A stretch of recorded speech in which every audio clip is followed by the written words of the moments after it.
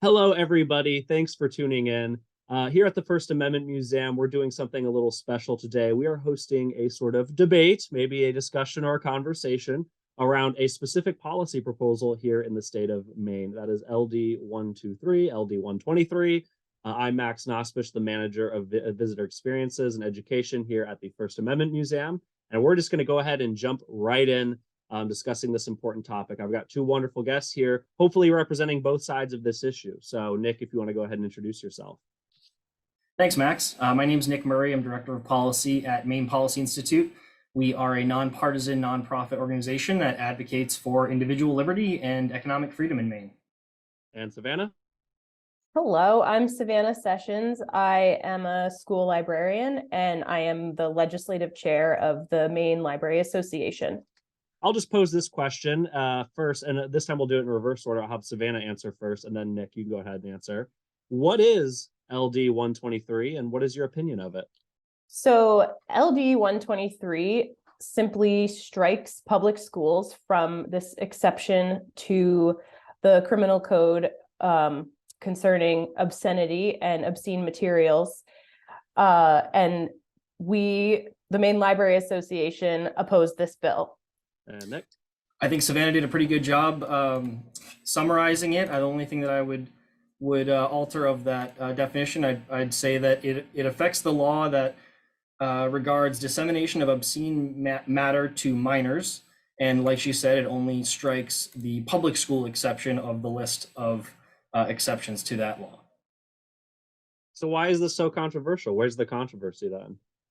Well, I think it's cast as an attack on academic freedom or on free speech. We don't see it that way.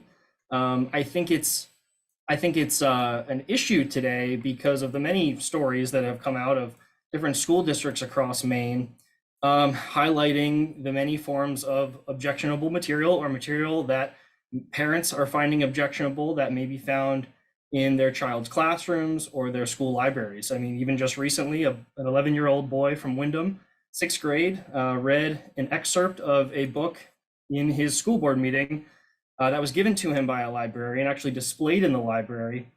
And those comments that he made, just reading from the book, made many adults blush.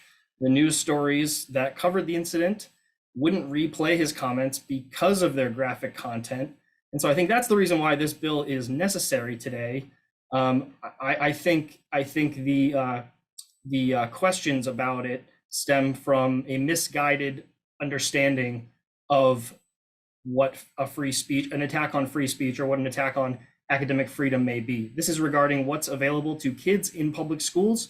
That's a completely reasonable conversation to have at the state level, and that's why it's come up today. I think Nick kind of captured a lot of things that we also have seen as a result of this bill being proposed. However, I see this as a two-pronged issue. One is what the law actually, or the bill would actually achieve, which is simply striking that exemption from criminal code. What is underscoring this is definitely a conversation about intellectual freedom, about freedom of speech, about materials that kids can access in school, but also local control of our school boards and changing. This would really change the way that we are able to evaluate those kinds of things. And even Senator Libby, who proposed this bill, has said that this is actually not a problem in Maine at all. No teacher is giving obscene materials to children and forcing them to consume the materials. Of course, we get to the Miller test, and I'm sure we will get to that at some point in this conversation, but really, it comes down to the one prong of the Miller test, which is contemporary community standards. And the whole state of Maine certainly does not share the same community values. And so therefore, we think it's really important that this stays in local control. So I want to, before we get further into it, we've thrown out a lot already, and I just want to try to sum this up in a way that makes sense to me. So we have a bill, LD 123, and it repeals a code. What is the code that it's repealing? It repeals one part. So the law provides it's illegal to disseminate obscene matter to minors in the state law. And under that law, it provides an exemption for in several different instances.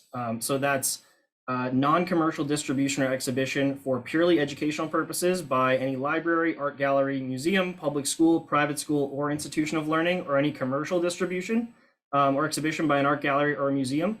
This bill only strikes public school from that list, so it leaves non-commercial distribution or exhibition by library, art gallery, museums, private schools, or institutions of learning, as well as commercial distribution. Okay, so this is a bill that takes out that a proposal that would take out that public school exemption to this obscenity law. Yep, essentially make it illegal for staff or staff of a public school to provide this material to minors. Today, it is legal to do so. Gotcha. And I just want a point of clarification here, which is that it's not legal to give obscene materials to children in any circumstance. What it does is it allows for materials that have academic or other value to be shared. So for example, a sex ed book or something that depicts anatomy of a human, sexual anatomy of a human, is allowed in school because it has an educational purpose. So we already can't give obscene materials that have no merit to children. This just means that in the context of a school, we would not be able to share materials that could be necessary for education, or in art history class, contemplate a classic painting if there's nudity in it. So is the controversy, I'll give you a chance to respond real quick, but Nick, real quick, but so is the controversy more of a issue of definitions of what is obscene and what's not obscene? Is that where we're not seeing eye to eye, and is we're just not agreeing with what we're deeming obscene? I don't think we've gotten there yet. I think Savannah and I would agree certain things are obscene, just looking at the definition of the law. So Title 17, Section 2911 is the part of Maine law that we're talking about. And paragraph D under subsection 1 defines obscene matter. Savannah mentioned the Miller test, and that comes from a Supreme Court decision in the 70s, applying contemporary community standards. That's number 1 with respect to what's suitable for minors. Number 2 is depicts or describes in a patently offensive manner ultimate sexual acts, excretory functions, masturbation or lewd exhibition of the genitals. And number 3, considered as a whole, lacks serious literary, artistic, political, or scientific value. So I think we might agree that some of the depictions in, say, Genderqueer, the book that was highlighted in Wyndham, because they are cartoon depictions of sexual acts, would count as obscene material. I understand that the law does provide for purely educational purposes, it allows to disseminate obscene matter to minors. I didn't mean to exclude that part of the definition, but I think we would agree that some of the material that we've seen in some of these books does count as obscene matter. And then so if this bill were to pass, the only difference would be that this book would just need to be in a public library owned by the town, distributed by the town, not by the public school. So it only would make sure that these books are not available in public schools, not in museums, libraries, anything else for educational purposes. It would be legal. Savannah, do you want to respond to that? Sure. Yeah. So I go back to that same definition of obscenity, and in the first part of the definition, it says this material considered as a whole. So the book Genderqueer is certainly a topic of conversation right now, but over and over in decision after decision, in school boards, in courts, it has been judged that this book as a whole is not obscene. And so that part of the definition is really important, because we can all pull out certain pictures. And of course, like with the rise of graphic novels, and I think I've always been a reader my whole life, and we use our imaginations. And so what graphic novels do is they kind of fill in the blanks for readers and provide images that explain or tell the story. And so that's been a shift that's been difficult for people to catch up with. But I think the most important thing in this is that considered as a whole is mentioned twice in these subsections of the definition. So I agree that sometimes you will pull out a line in a book or a certain picture, a certain panel in a graphic novel, and it could, out of context, be judged as obscene. However, the legal definition requires us to consider the work as a whole. And I will just say, I think we have a lot of, and Senator Libby also posed this question to us when I met with him about this bill. He said, if you can come up with a better definition of obscenity, we'd love to hear it. And I appreciate the vote of confidence in the smart people of the state of Maine, but if the Supreme Court, this is the best definition that the Supreme Court has been able to come up with, I don't have enough, self-confidence to say that I could do better than this. So I do think the definition of obscene matter is acceptable and has been effective for the last And could we just say 50 that years. definition, just so we're clear? What is the definition that you're talking about? So that's the Title 17, Section 2911, Section 1, B. Gotcha. Obscene matter means matter which, and that was what Nick had read off just a minute ago. So contemporary community standards, what it shows, and if it has literary, artistic, political, or scientific value. And Nick, do you want to respond to what Savannah just said? I don't think there's any need to quibble on that definition. I think we can both work with that definition. Like you said, the Supreme Court has done a better job than anybody in kind of nailing down this squishy thing. It does depend on the person, it does depend on the culture. And I think so that's important. So I think it's really important to focus on the fact that this bill would only remove the exemption for public schools. That's the crux of this debate. The question is it appropriate for the state to delineate what is available to children in public schools, a system that parents across the state are forced to pay for, and that children are forced to attend if they cannot fund another option. So I think this is a reasonable debate to say, is it appropriate for the state to draw a line around what's available in a public institution, which all adults in the state are forced to pay for? So we've mentioned genderqueer. This book has come up. What is this book and why is it so controversial? Why is this the lightning rod? And we'll start with you, Savannah. So genderqueer is a memoir, a graphic memoir, and graphic means that it is graphical in nature, not that it is graphic in nature. There are lots of graphic books, Except for those couple pages, right? It's like a comic book. Is that what you're saying? Yes. So it's presented in panels and there are little blurbs of text. So Maya Kobabe wrote this book. Maya Kobabe is a trans person or a non-binary person. And this book explains their life experience and kind of their coming of age experience in this queer identity. And part of that involves exploring sexuality and what that means to them. Nick, do you have any thoughts on genderqueer? Thank you, Savannah. No, that's a fine synopsis. So I want to read you guys a headline and get your reaction to it. This is from Take Action for Libraries, action.everylibrary.org/LD123. The headline, I guess it's more of a subheadline, but it says, legislation in Maine would subject every school librarian, teacher, nurse, counselor, and art teacher to criminal prosecution over books. Is that an accurate headline? Is that true? Nick, you can go ahead. Start with you. You see you shaking your head. No, I don't think so. It wouldn't apply to every librarian. This only would apply to public school settings. So anyone that works as a librarian in another library that's not a part of a public school would face no potential criminal sanction over this. The question is whether this material should be provided to children in public schools, and obviously based on the grade level that's that it's targeted to.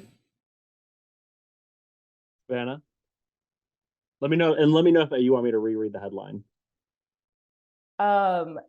So I think in our opinion, this would criminalize teachers, librarians, counselors, nurses, people who work in public schools, public servants who are hardworking, and we are also professionals. We have training, we have licenses, and we are regulated by our school boards, which are elected by the people who live in that community.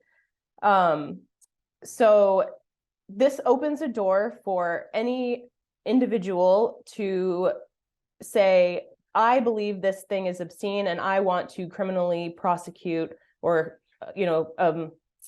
try to criminalize the educator who provided this material. So it would supersede the school board and go direct and allow people to directly try to prosecute the individual educator.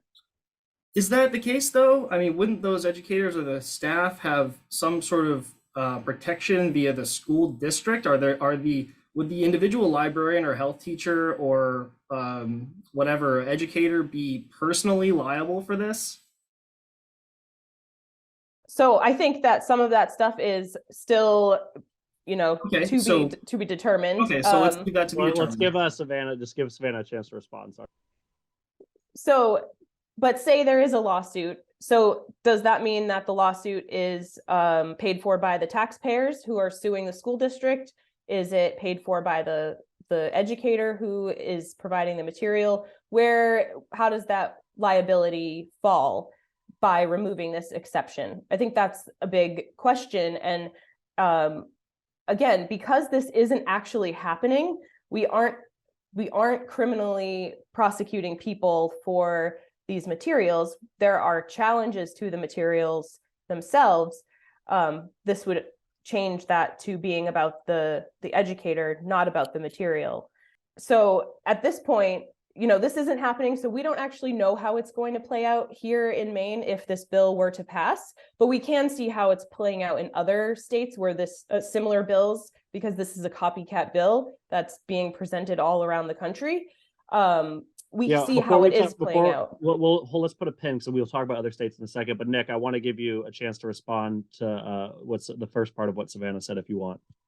Well, yeah, I think we just need to agree that this is to be determined of whether the liability would fall on the individual teacher or whether it would fall on the school district. But I think is much more likely, since that person would be operating under their occupation as a member of the school district staff. So let's leave that question unsolved. I don't think it's reasonable to say that individual teachers or health teachers or librarians would be personally held liable for this infringement if this bill were to pass. That's all I wanted to make clear. So, you guys are saying it's not happening, but earlier, Nick, you gave a sort of anecdote about, what was it, a sixth grader who read part of an obscene, what he thought was, or he or she or whoever thought was an obscene text in front of a school board. So when we say this is not happening, I just want to be clear, what do we mean by that? And start with Nick, I guess. Well, it is happening. I'm saying it is happening. And I think it's not only that child or the child's parents that think it's obscene, it's the news that has covered this, national and local news.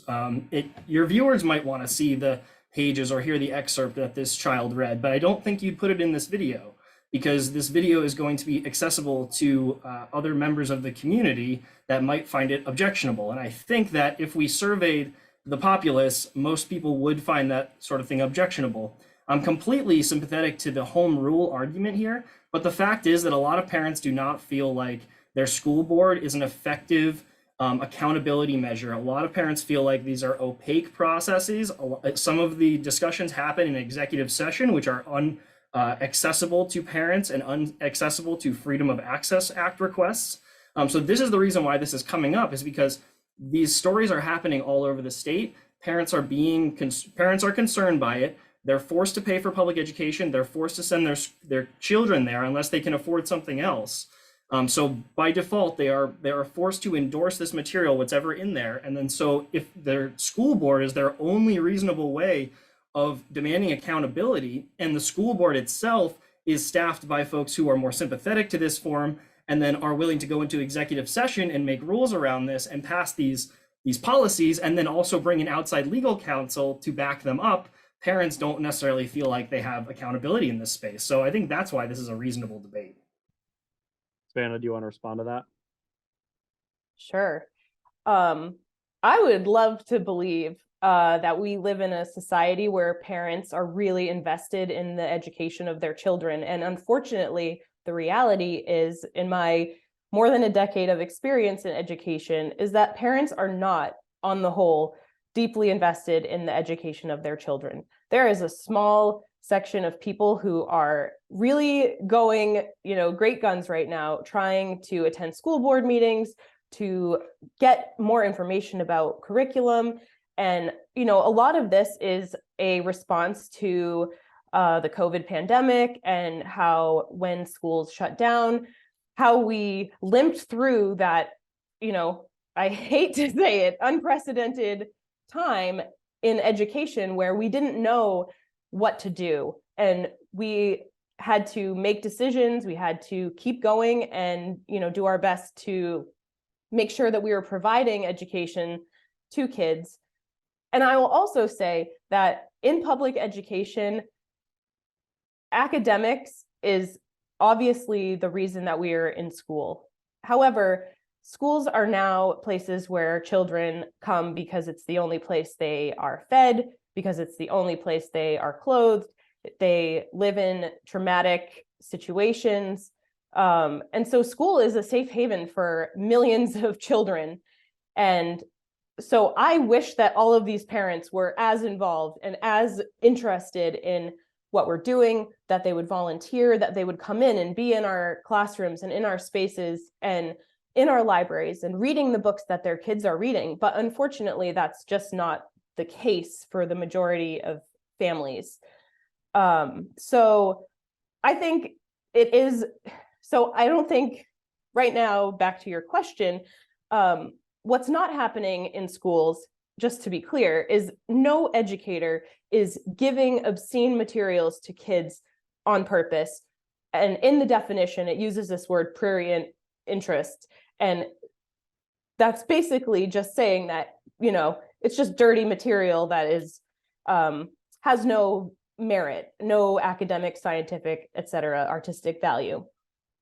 So it's strange to me that we would want to pass a law and put something into our criminal code that is not even happening, and try, because the problem, it seems, is that people have problems with the materials themselves. Again, it's not with, there's no actual problem among educators. And I will say, I looked into it, and the last time this law was used, the last few times this law has been used, were for individual, not schools, individuals who were violating this and sharing obscene materials with minors. So, and it hasn't been used that much. I don't know, Nick, if you have more information than that, but I only see like 2 times in the last 15 years that this law has ever been, I don't know the word. I'm not, again, I'm just a school librarian. I'm not a legal expert. No, it's all good. Nick, do you want to respond to anything Savannah said? Well, I think, just on the topic of, do parents have the ability to really get accountability? And I'm not gonna question Savannah's assessment of how parents are involved with their children and in their education. I think it unfortunately is a minority of parents who are involved. I would be curious if all parents saw this material, whether more would be more active or not. I think that's the case where a lot just aren't seeing this at all. And so you're right. Unfortunately, the school does become the place where children are provided the necessary materials to and support in order to grow. But unfortunately, nothing gets around parenting in the society. We can't substitute parenting with school. And I think why we're seeing so much parental backlash today is, you're absolutely right, it's because of the pandemic, is because parents saw what their kids were learning on, or not learning on Zoom, and how much time they were spending learning or not learning on Zoom. And that's what got a lot of these parents more active. We see now Maine students' test scores have fallen below the national peg, whereas we were keeping up or exceeding that before. We're also seeing that the state changed the assessment that it used halfway through the pandemic. So we can't even understand what the long-term effects are of this. So I think all of this is accumulating into a point where parents are frustrated because they don't feel like the system is accountable to them. And I'll say it again, if parents don't have school choice, if they don't have the ability to put their child in a place where they believe they should be, in an educational option that works best for them and their family, and they're forced to pay for a public education system, it's a completely reasonable debate to have whether, obscene material, even for purely educational purposes, should be available to children in this public institution. Savannah, do you want to take a chance to respond? I mean, I think, I am reluctant to ever quote Thomas Jefferson, but I do believe, at my core, and it's part of why I'm an educator, is that we need an informed electorate, and that is the ultimate goal of public education. Is public education perfect? No. Did every other state have learning loss during the pandemic? Yes. Was it easy? Did we do everything right? No. So, I think in this, late stage pandemic world, now that school is back to normal, more or less, we are finally seeing some of the effects of this. And I know with the students I work with, they're in 7th and 8th grade for the most part. That was a really pivotal time in their elementary education when they were taken out of school. And so I just think all educators are working really hard to get our kids caught up, help them process what happened, because again, nothing like this has ever happened in any of our lifetimes. So we are processing all of this with them. And I think, I don't want to talk solely about COVID, because I don't think that's the only thing. I think we have a lot of other really big issues in the state of Maine that, deserve attention and care in the school, and including childhood trauma that so many of our kids are experiencing, living with addiction or abuse or neglect, all these other things that impact tons of kids. And, having books about queer identities in our schools is not harmful, because that is somebody's true lived experience. Having books that talk about what it's like to live with an addicted parent are really important for our kids to see in schools, because they need to know they're not alone.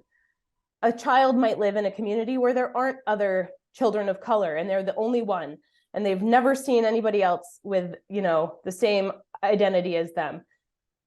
Our schools provide materials that affirm their identities, that affirm their personhood. And I say this all the time. There's a scholar named Rudine Sims Bishop, and she talks about books needing to be windows and mirrors. And some books are mirrors that reflect our own identity and affirm who we are as people. And other books are windows that allow us to look into different identities, different ways of living, different cultures. And those are really critical for the development of the child, the child's brain as well.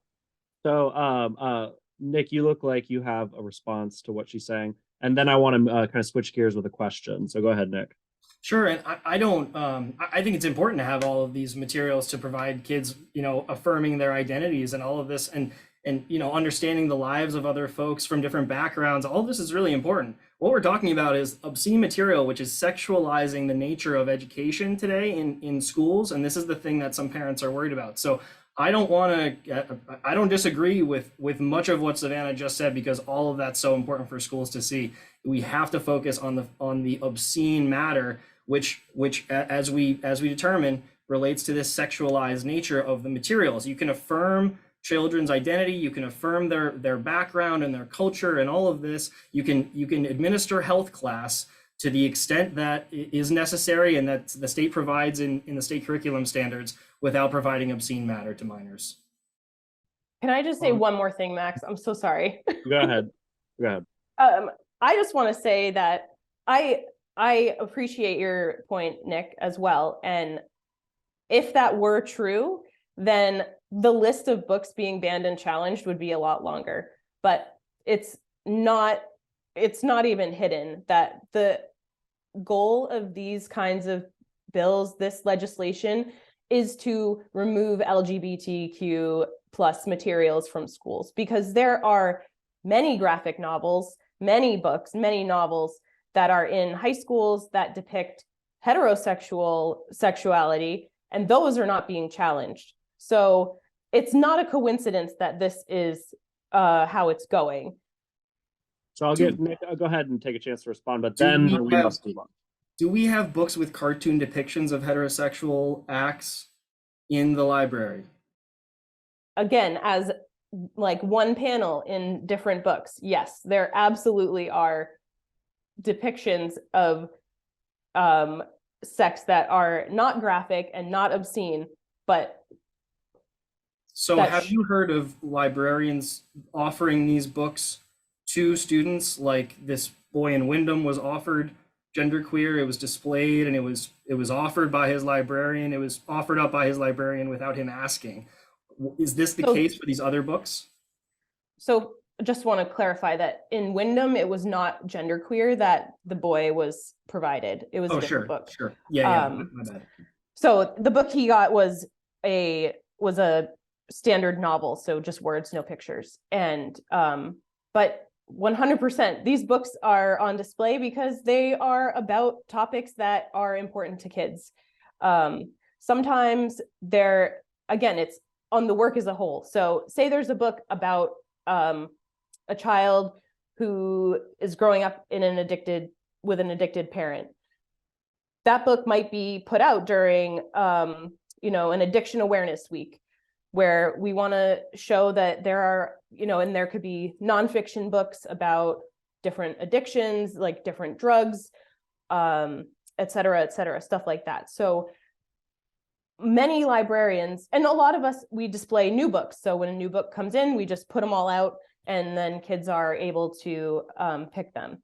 But no librarian is forcing a kid to pick out a book. And if a kid brings a book to me, my job as a librarian is not to question why they want to borrow it. My job is to let them explore their intellectual freedom, to live out their First Amendment right as much as they are able as a minor person. And I think that's that. So nobody forced this child to borrow this book. That's not what I'm saying either. I'm not so saying if you want to clarify, go ahead.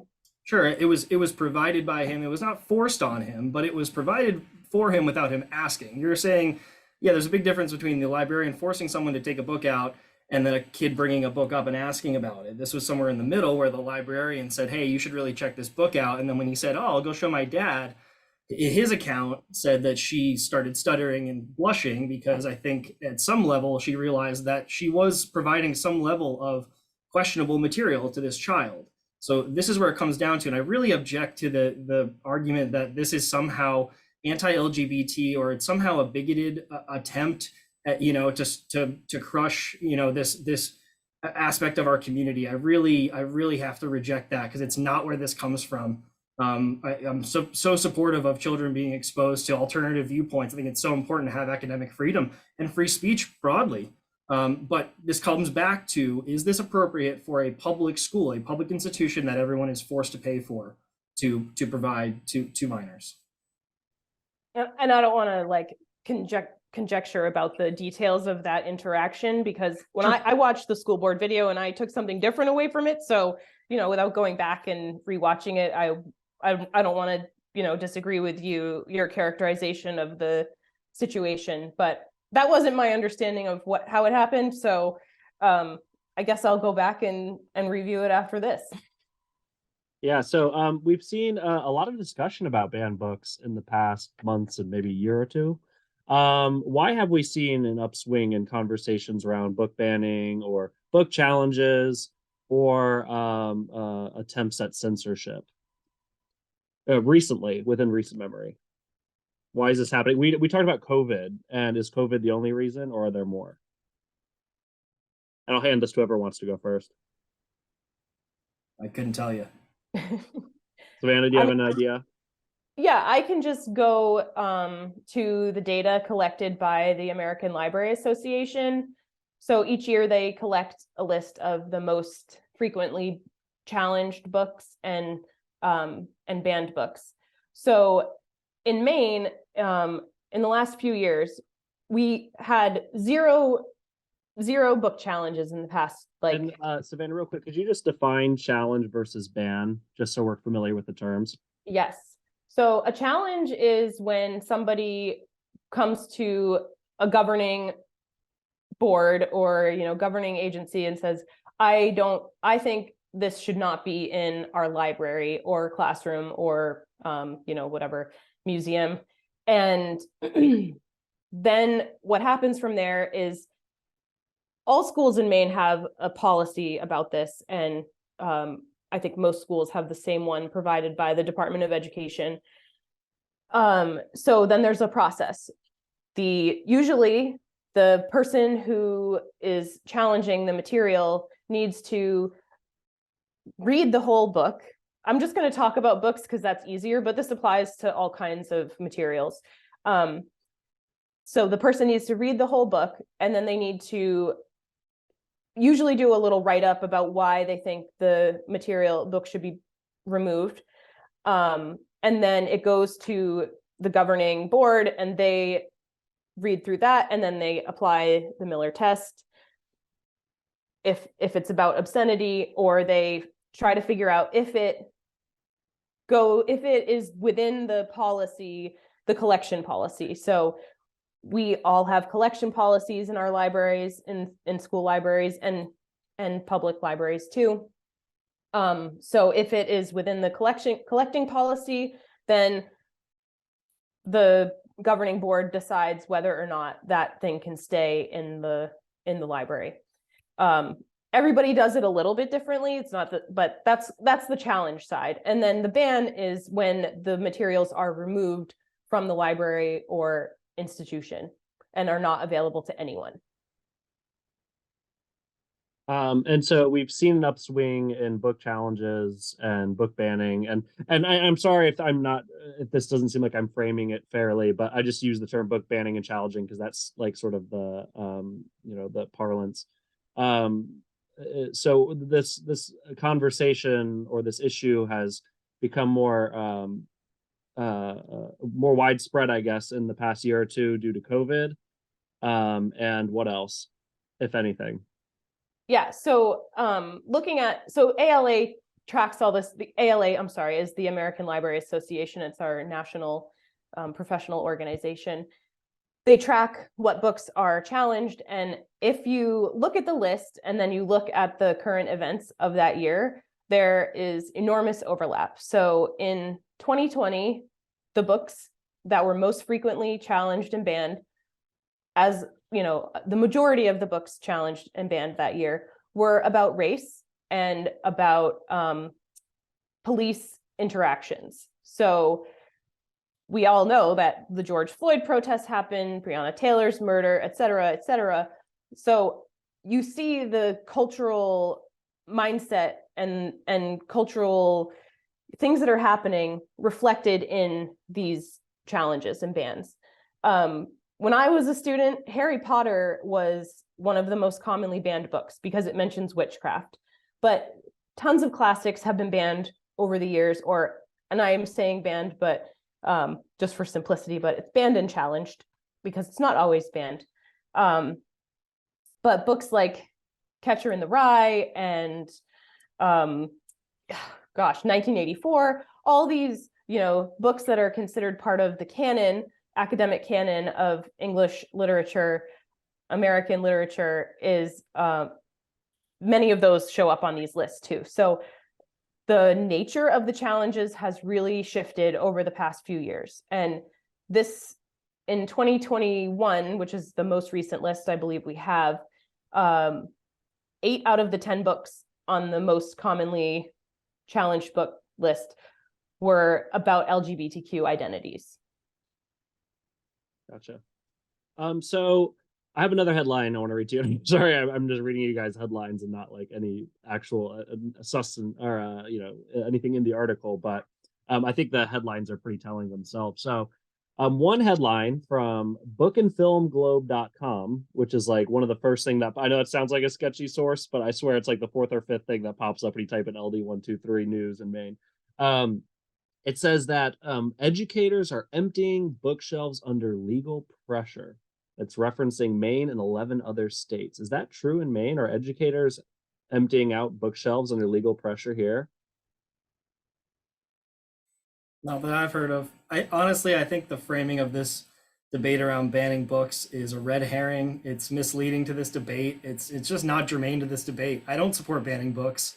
I don't think any of those books that Savannah cited or the ones that are on that banned list are banned in Maine. I don't think the issues of race and police brutality came up to challenge books here in Maine. This is a debate about Maine state law regarding Maine public schools that Maine taxpayers are forced to pay for. So I just want to say that I think the whole framing around this issue around banning books is a red herring to the question of LD 123. Gotcha. So do you think it's unfair for even the book banning conversation to come up in relation to LD 123? Yeah, I think it's a different issue. The book banning thing is a community by community issue, and we're talking about whether the state should be able to draw lines around what material is considered obscene to provide to minors. So these banned books and challenged books are challenged for other reasons outside of this. I think we're talking about a pretty narrow exception here. If this bill were to pass, it would not make illegal any staff of any other library or museum providing for purely educational purposes material that might be considered obscene to minors. It's just taking it out of public schools. This is the scope of this debate. Gotcha. Oh, Savannah, do you want to say something? Yeah, I just want to say that I completely agree, and I think this bill itself is only about criminalizing or removing the exemption from public schools in law, and it's not about the materials themselves. It's not about defining obscenity. Look at the text of the bill. It's literally just a couple of strike-throughs, and I think they changed one other word. But is it worth talking about how these things are connected? I think absolutely, because the undertone of this is that people want to say what is okay for other people's children. And I know, Nick, from your, mission of the Maine Center for Policy, is that what it's called? Sorry, Maine Policy Institute. So sorry, sorry. Your mission says that you want to ensure Mainers, are free from government overreach. And so I feel like making this a state level issue kind of seems contradictory to that to me. And I would love to hear more from you about your perspective on that. But glad to. Yeah. So, I think individual liberty can be infringed not only by the state government, but by local governments and by school boards. Even the fact that parents are forced to fund public education and public schools in their local public school district, just depending on where they live, just depending on their zip code and their address. I think that alone is some infringement on individual liberty. I don't think you'd hear a lot of politicians say something like that, but this is money that you're forced to pay your town via taxes, and your town dedicates this to the local public school, and your only accountability mechanism is to vote for your school board in off-year elections and to maybe raise your voice at these meetings. Zero guarantee that any of your input is, as a parent, if you're in that 49% of the electorate, is going to be met. And so I think this is an example of government and government operated schools, government controlled schools via tax dollars taken from the citizens, imposing some kind of morality or culture onto a populace that might not agree with it. So that's why I think this is an appropriate conversation, because many parents' individual liberty and their choice to provide the best education for their child is being infringed on by the fact that they have to contend with this and they don't have appropriate accountability mechanisms. Like I said, if we had school choice, this would not be an issue. So let's wrap it up here. Do we have final thoughts on this issue? Any final messages? Savannah, I'll let you go first, and then we'll end with you, Nick. Yeah, I just want to say that, I sincerely hope this bill is not passed. We didn't even cover half of the the issues that, kind of come with this, like a change to the criminal code being taken on by the education committee and, more granular stuff like that.